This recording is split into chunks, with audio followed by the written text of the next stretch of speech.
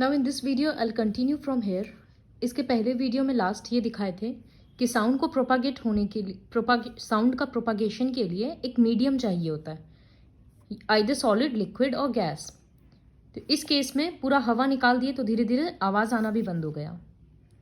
तो ये सारा एक्सपेरिमेंट्स खुद से पढ़ना, समझ आ जाएगा। इन सबसे बेसिकली ये पता चलता है कि साउंड जब ट्रैवल करता है तो it is fastest in solids. Solid से साउंड सबसे ज़्यादा ट्रांसफ़र होता है। जैसे जब हम लोग बेंच में उल्टा सो जाते हैं, अपना हेड डाउन कर लेते हैं और बेंच में नीचे से इस तरह से नॉक नॉक करते हैं तो बहुत तेज़ आवाज़ आता है। क्यों? क्योंकि वो नॉक नॉक करने से सॉलिड से साउंड प्रोपागेट हो रहा है ना, इसी वजह से वो जल्दी पहुंचता है। जैसे यहाँ पर लिखा है, people living near railway tracks know well in advance about an approaching train. Railway tracks के आसपास जिसका घर होता है उन लोगों को पहले ही समझ आ जाता है ट्रेन आने वाला है। क्यों? क्योंकि ट्रैक्स के ऊपर ट्रेन चल रहा है, बहुत दूर है समझो ट्रेन, लेकिन ट्रैक से साउंड जल्दी जल्दी ट्रैवल हो रहा है as compare to that of air. हवा के कंपैरिजन में साउंड जल्दी से ट्रैक से ट्रैवल हो रहा है। तो जिसका घर यहाँ पर भी है ट्रैक्स के पास, उसको जल्दी सुनाई देता है कि ट्रेन आने वाला है। हवा में इंजन का आवाज़ आता है, हवा से उसके पहले ही ट्रैक से आवाज़ आने लगता है। तो ये लर्न करना पड़ेगा। इस तरह से बहुत सारा छोटा छोटा एक्सपेरिमेंट्स जिससे समझ में आता है कि sound travels fastest in solids, then in liquid and then in gases. फिर एक ये भी लर्न करना होगा, speed of sound in air is 330 metre per second, और जबकि पानी में है 1500 मीटर पर सेकेंड। तो समझ आ रहा है कि कितना ज़्यादा हो गया, 4 टाइम्स ज़्यादा है। उसी तरह से सॉलिड में और भी ज़्यादा होता है। Next topic is light propagates faster than sound. Light sound से भी ज़्यादा स्पीड ट्रैवल करता है। जब थंडरिंग होता है और लाइटनिंग होता है, बिजली चमकता है और बादल गड़गड़ाता है, तो दोनों में से सबसे पहले हम लोगों को लाइटनिंग दिखता है, फिर थंडरिंग का आवाज़ आता है, जबकि होता दोनों साथ में ही है। तो ऐसा क्यों हुआ? क्योंकि लाइट का स्पीड ज़्यादा है तो वो जल्दी ट्रैवल करता है, तो लाइटनिंग दिख गया, उसके बाद साउंड सुनाई देता है। So this is the reason. जैसे यहाँ पर स्पीड ऑफ साउंड है 330 मीटर पर सेकेंड, और जबकि इसका होता है 3 लाख किलोमीटर्स पर सेकेंड। तो कितना ज़्यादा डिफरेंस है ये समझ आ रहा है। साउंड और लाइट का एक और क्या डिफरेंस है? Light can propagate through vacuum. Light vacuum से भी ट्रैवल कर सकता है, साउंड नहीं कर सकता, तभी स्पेस का कुछ सुनाई नहीं देता है। अब okay, this do you know the human ear has a special feature. This is it's property of persistence of hearing. ये क्या होता है ये हम लोग आइज के लिए भी पढ़ेंगे, परसिस्टेंस ऑफ विजन। तो परसिस्टेंस ऑफ हियरिंग क्या होता है? कोई भी एक साउंड जब हम लोगों के कान में जाता है तो ऐसा नहीं हुआ कि वो सुनाई दी और ख़त्म। वो 0.1 सेकेंड के लिए हम लोगों के ईयर में ही रहता है, फिर नेक्स्ट साउंड आता है। तो ये ऐसा लग रहा है कि 0.1 तक रहेगा तो दूसरा साउंड पहुंचने में तो देरी होगा, लेकिन ये बहुत कम टाइम है। तो ये कंटिन्यूस फीलिंग देता है कि लगातार आवाज़ कान में जा रहा है। So what is persistence of hearing? When a sound reaches the human ear, it stays in the eardrum for about 1.1 second. This is called persistence of hearing. इससे एक feeling of continuity आता है। Next, these terms are new for you: amplitude, time period and frequency. So what is amplitude? ये बताए थे कि sound क्यों produce होता है? जब कोई भी चीज़ वाइब्रेट करता है तब साउंड प्रोड्यूस होता है। सी इन दिस फोटो, कोई भी चीज़ जब वाइब्रेट करता है तब साउंड प्रोड्यूस होता है। तो अगर हम यहाँ पर बीचों बीच एक लाइन ड्रॉ कर रहे हैं तो ये क्या है, इस हाइट तक, सपोज ये एक बॉल है तो ये इस हाइट तक गया, फिर और नीचे में इस हाइट तक आया, इस हाइट तक गया। तो ये जो मैक्सिमम हाइट तक पहुँच रहा है ना, इसी को एम्पलीट्यूड बोलते हैं। सो what is amplitude? The maximum displacement of a vibrating body on either side of its central position is called amplitude. इस लाइन को हम सेंट्रल पोजीशन ले लिए। अब इस तरह से वो वाइब्रेट कर रहा है। तो ऊपर में मैक्सिमम कितना जा रहा है, इतना, और नीचे में मैक्सिमम इतना। तो ये डिस्टेंस एम्पलीट्यूड होता है। डिस्टेंस है ना, तो इसका यूनिट क्या होगा, एसआई यूनिट मीटर। सो इसका एसआई यूनिट होता है मीटर। जितना ज़्यादा एम्पलीट्यूड होगा ना, उतना लाउड साउंड होगा। तो amplitude is directly linked with loudness. More amplitude more loudness. एक ड्रम को अगर हम धीरे से मारे तो एक साउंड हुआ, अब हम और जोर से मारे तो ज़्यादा लाउड होगा साउंड। तो ये होता है एम्पलीट्यूड के बेसिस पे। तो एम्पलीट्यूड का डेफिनेशन लर्न करना है और एसआई यूनिट और इसका लाउडनेस के साथ रिलेशन। फिर नेक्स्ट कंसेप्ट होता है फ्रीक्वेंसी का। तो इसका मतलब क्या होता है, एक सेकंड में कितना बार वाइब्रेट करता है। कोई भी चीज़ अगर वाइब्रेट कर रहा है तो वो एक सेकंड में सपोज इतने बार वाइब्रेट कर रहा है, तो वो उसका फ्रीक्वेंसी होगा 4, क्योंकि 4 वाइब्रेशन होगा।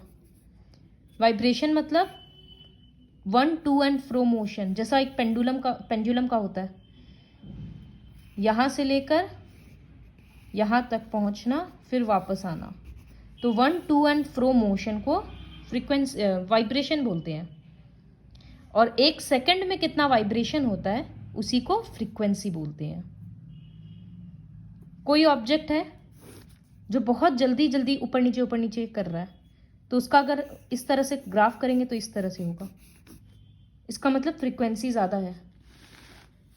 और कोई ऑब्जेक्ट है जो धीरे धीरे वाइब्रेट कर रहा है, हैवी है या कुछ भी है, कोई भी रीज़न हो सकता है। तो देखो इस तरह से ग्राफ्स प्लॉट किया जाता है, जिसके बेसिस पे हम लोग समझ सकते हैं इसमें फ्रीक्वेंसी ज़्यादा है, इसमें वाइब्रेशंस कम है ना, इसका मतलब फ्रीक्वेंसी लो है। तो हाई फ्रीक्वेंसी और लो फ्रीक्वेंसी। तो जिस तरह से एम्पलीट्यूड के लिए लाउडनेस होता है, वैसे फ्रीक्वेंसी के लिए एक कैरेक्टरिस्टिक होता है जिसको बोलते हैं pitch of a sound. Females का और चिल्ड्रन का आवाज़ बहुत पतला होता है, जिसको हम लोग बोलते हैं श्रिल वॉइस है। क्यों? क्योंकि उन लोगों का फ्रीक्वेंसी ज़्यादा है, वोकल कॉर्ड्स जल्दी वाइब्रेट करता है, तो हाई पिच का साउंड आता है, पतला आवाज़ आता है। लेकिन मेल का साउंड थोड़ा फ्लैट होता है, हैवी होता है। वो क्यों? क्योंकि उनका फ्रीक्वेंसी कम होता है। फिर फ्रीक्वेंसी का एसआई यूनिट होता है hertz. See, a vibrating body completes a fixed number of cycles of vibration in 1 second. This is called frequency, और SI unit of frequency is hertz. और टाइम पीरियड क्या होता है, एक जैसे पेंडुलम का होता था कि एक ऑसिलेशन कंप्लीट करने में कितना टाइम लग रहा है, ठीक उसी तरह से एक बार वाइब्रेट करने में, ऊपर और नीचे जाने में कितना टाइम लग रहा है, उसी को टाइम पीरियड बोलते हैं। सपोज यहाँ पर क्वेश्चन है कि 100 वाइब्रेशंस कंप्लीट हो रहा है 2 सेकेंड्स में, तो हम फ्रीक्वेंसी कैलकुलेट करने बोल रहे हैं। तो फ्रीक्वेंसी का मतलब क्या होता है कि 1 सेकेंड में कितना वाइब्रेशन होगा। जब 2 सेकेंड्स में 100 हो रहा है तो 1 सेकेंड में 100/2 मतलब 50, तो फ्रीक्वेंसी होगा 50 हर्ट्ज।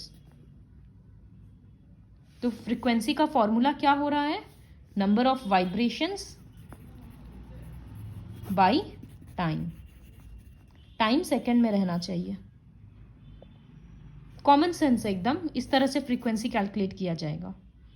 अब इसी को न्यूमेरिकल्स बोल सकते हैं हम लोग कि सम्स है इस तरह से। अगर हम यहीं पर बोलेंगे टाइम पीरियड निकालो, तो टाइम पीरियड क्या होता है कि एक वाइब्रेशन में कितना टाइम लग रहा है। तो अगर 100 वाइब्रेशंस में 2 सेकेंड्स लग रहा है तो 1 वाइब्रेशन में कितना लगेगा, ये नंबर नीचे चला जाएगा 2/100, तो टाइम पीरियड होगा 2/100। तो इसको डेसिमल में लिखेंगे 0.02 सेकेंड्स। तो क्या समझ में आया? देखो, फ्रीक्वेंसी निकालना था तो 100/2, टाइम पीरियड निकालना है तो 2/100। इसका मतलब फ्रीक्वेंसी और टाइम पीरियड एक दूसरे का रेसिप्रोकल है। तो frequency equals to 1 time period. ये सब MCQ में आ सकता है, बुक में लिख लेना ये वाला formula, frequency equals to 1 time period. अगर डेफिनेशन लर्न करेंगे तो सम करना कुछ भी नहीं है। फ्रीक्वेंसी मतलब 1 सेकंड में कितना वाइब्रेशन होगा, और टाइम पीरियड मतलब एक वाइब्रेशन होने में कितना सेकंड लगता है। सिंपल मैथ्स है। तो फ्रीक्वेंसी और एम्पलीट्यूड के बेसिस पे लाउडनेस और श्रिलनेस, फ्लैटनेस हम बता दिए, वही यहाँ पर लिखा हुआ है, you can go through it. Sound को मेजर करने का यूनिट होता है डेसिबल। बेल होता है उसको, लेकिन ज़्यादातर डेसिबल के फॉर्म में यूज़ किया जाता है। 1 डेसिबल इक्वल्स टू 1/10 बेल। और यहाँ पर जैसे अलग अलग है कि ह्यूमन ब्रीदिंग का, नॉर्मल इंसान ब्रीद करता है तो 10 डेसिबल का साउंड होता है। धीरे धीरे बोलना 30 डेसिबल। नॉर्मली हम लोग कन्वर्सेशन करते हैं 60 डेसिबल। इस तरह से अलग अलग है। इसके बाद है ऑडिबल एंड इनऑडिबल साउंड्स। जिस साउंड को हम लोग सुन सकते हैं उसको बोलते हैं ऑडिबल साउंड्स।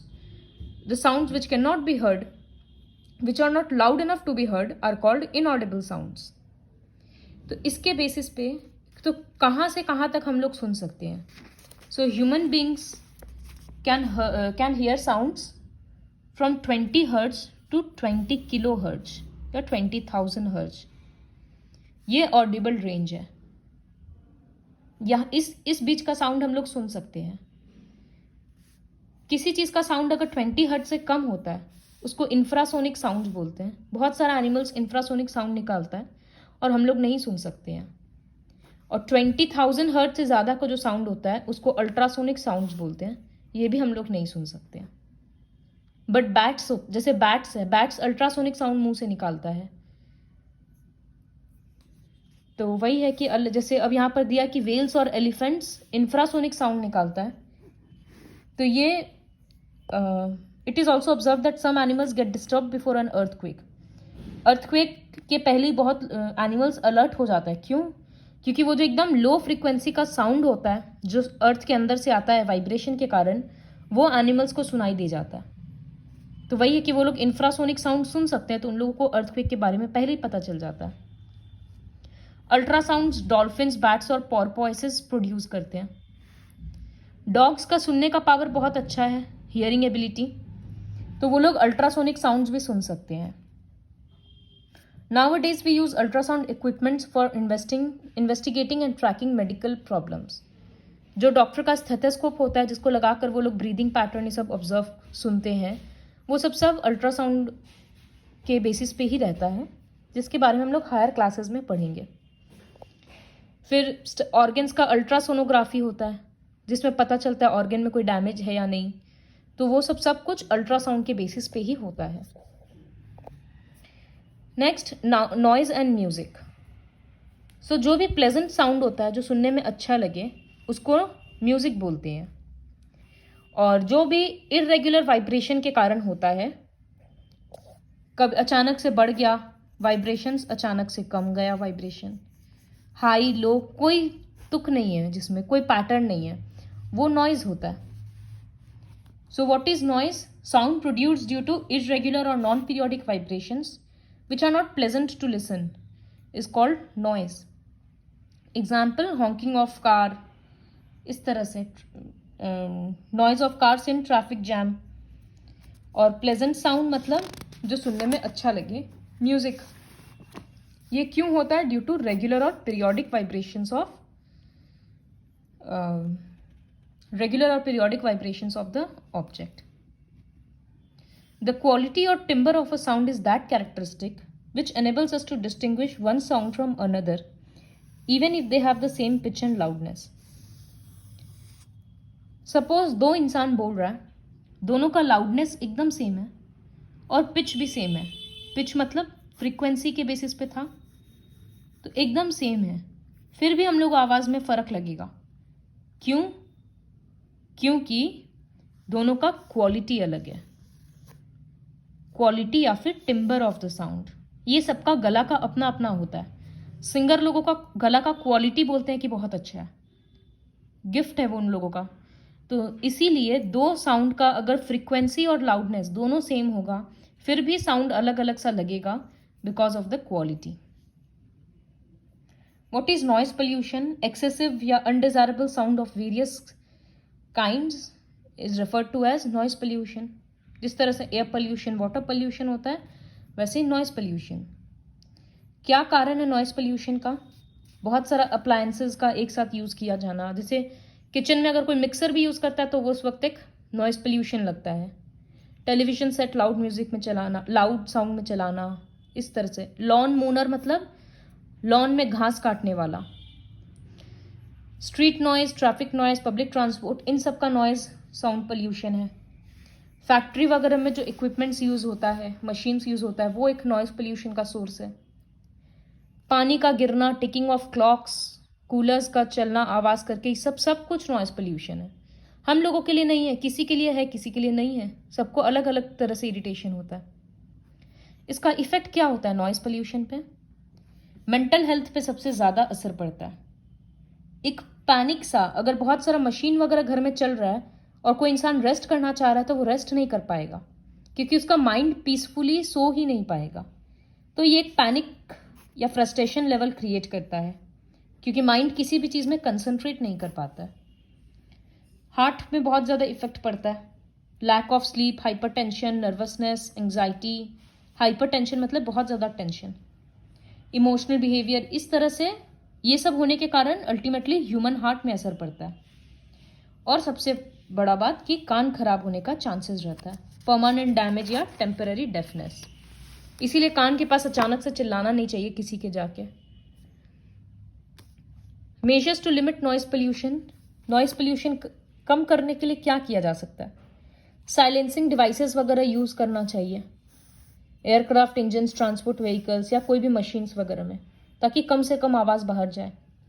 लाउड स्पीकर्स का यूज़ को रेस्ट्रिक्ट कर देना चाहिए कि लेट नाइट चलाना नहीं चलेगा, अर्ली मॉर्निंग चलाना नहीं चलेगा। एक टाइम पीरियड फिक्स करो और एक मैक्सिमम लेवल साउंड का फिक्स कर दो। इंडस्ट्रीज़ को घर रेसिडेंशियल एरिया से दूर होना चाहिए ताकि आवाज़ नहीं आए। रास्ता में प्लांट्स लगाना चाहिए क्योंकि प्लांट्स साउंड एब्जॉर्ब कर लेता है, तो ट्रैफिक आवाज़ कंपैरेटिवली थोड़ा कम जाता है। And stay away from noisy places और लोकेशंस। हियरिंग इम्पेयरमेंट, ये एक डिफेक्ट है, मैक्सिमम टाइम बाय बर्थ ही रहता है, जिसमें सुनाई नहीं देता है। तो पार्शियल डिसेबिलिटी, थोड़ा बहुत नहीं सुनाई देना, इसका अलग अलग कारण हो सकता है, किसी एक्सीडेंट के बाद या आफ्टर अ सर्टेन एज के बाद, किसी डिजीज़ के कारण। तो इसमें क्या किया जाता है, इस तरह से साइन लैंग्वेज से देखते हैं।